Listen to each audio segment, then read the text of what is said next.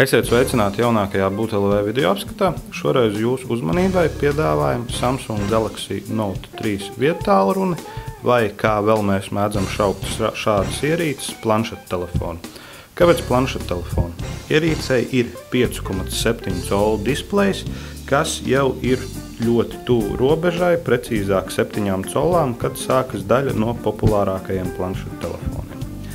Kad 2011. gadā Samsung pirmo reizi prezentēja pirmās paaudzes Galaxy Note viedtālruni, daudz māca šaubas, vai ierīce kļūs pieprasīta un vai tā vispār būs ērta lielo displeju izmēru dēļ.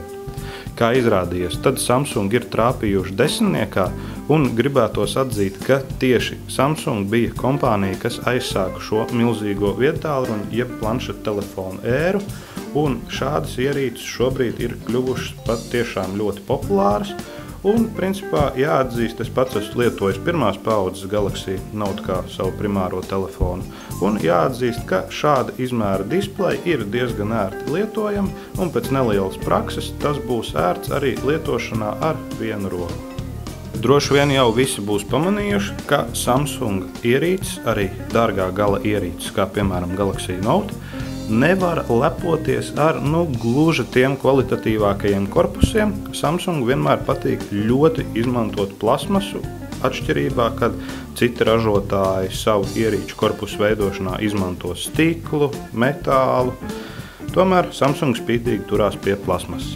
Galaxy Note 3 prezentācijā tika minēts, ka aizmugure ir tā kā veidota no ādas vai ādai līdzīga materiāla. Es precīzāk neatceros, katrā ziņā iespējas palika tāds, ka tiešām beidzot ierīces korpusā būs izmantots kāds interesantāks materiāls par parastu plasmasu. Tomēr tā nebūtu nav. Lai arī vizuāli šis materiāls atgādina ādu un tā sāni pat it kā ir nošūti ar diegiem, tomēr tas nav nekas cits kā Samsung iemīļotā plasmasa. Šoreiz Samsung nolēmuši pieturēties pie apakšā novietotiem diviem skārienjutīgiem vadības taustiņiem, savukārt mājas taustiņš ir fizisks.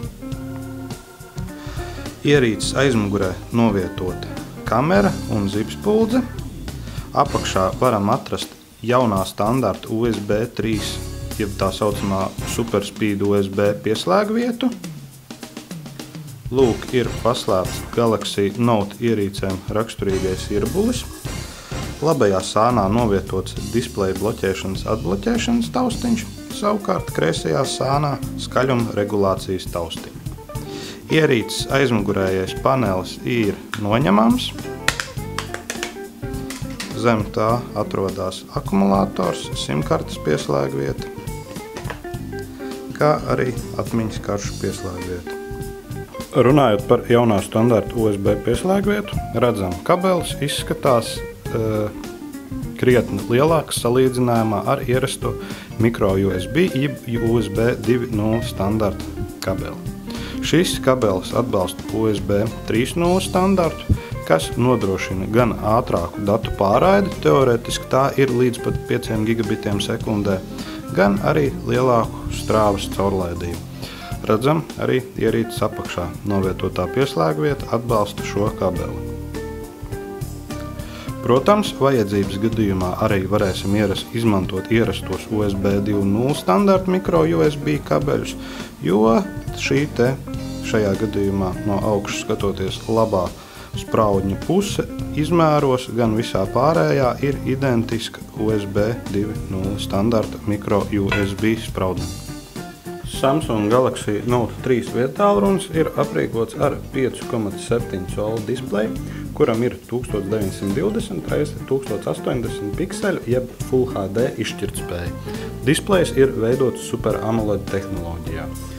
Ierīce darbina 2,3 GHz 4 kodolu Qualcomm Snapdragon 800 procesors apvienojumā ar 3 GB operatīvu atmiņu. Es domāju, jautājumi par ierīces ātrdarbību būs lieki, un nav šaubu, ka šis viedtālrunis ir viens no jaudīgākajiem, kas vispār šobrīd pieejams tirgū. Ierīces pieejams ar 32 vai 64 GB iebūvētu atmiņu, tā paplašinām ar microSD atmiņas kartēm līdz pat 64 GB. Respektīvi, atmiņas kartes izmērs var būt līdz pat 64 GB.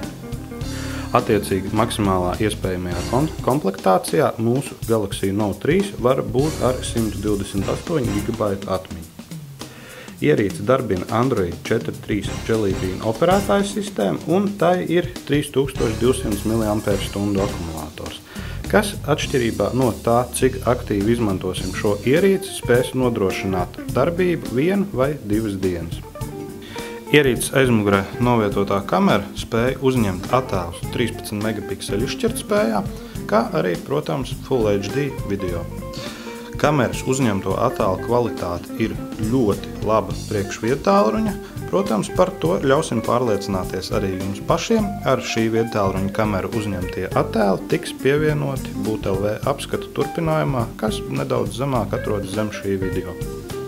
Protams, Samsung padarījuši šo ierīci funkcionālu arī programmatūras ziņā. Tai ir ne tikai liels displejs, bet, piemēram, uz displeja varam reizē darbināt divas aplikācijas, kā piemēram, SMS aplikāciju un tīmekļa pārlūku.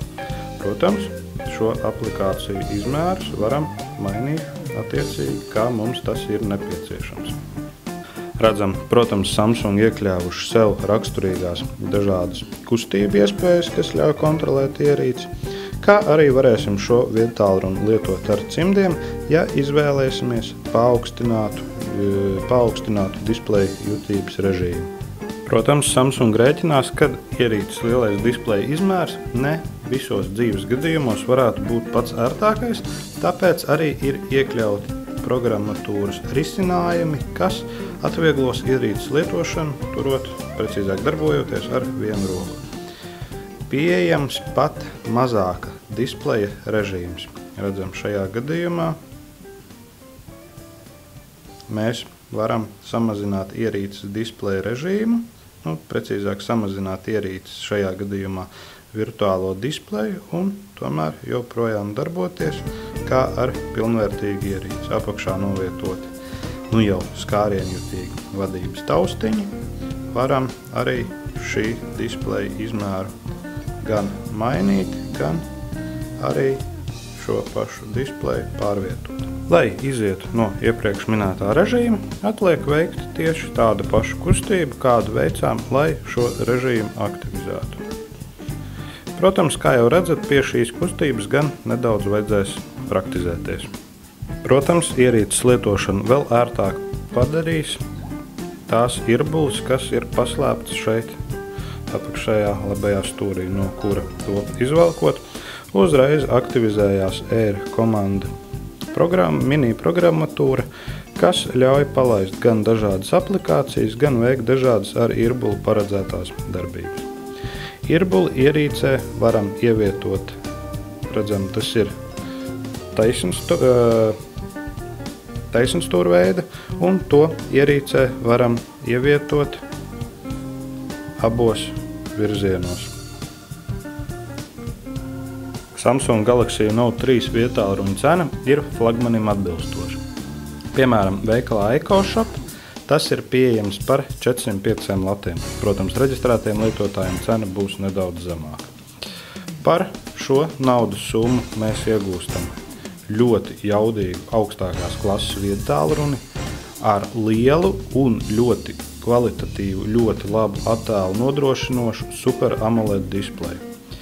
Ierīce noteikti veiktspējas ziņā būs pilnībā pietiekama vismaz pusotru gadu, ja ne pat 2, un esam pārliecināti, ka Samsung vēl arī aptuveni 2 gadus nodrošinās tai programmatūras jauninājumus. Ierīce par spīti tās lielajiem izmēriem rokā ir ērta, tai ir ļoti laba fotokamera. Protams, tai ir arī Samsung raksturīgais plasmasīgais korpus.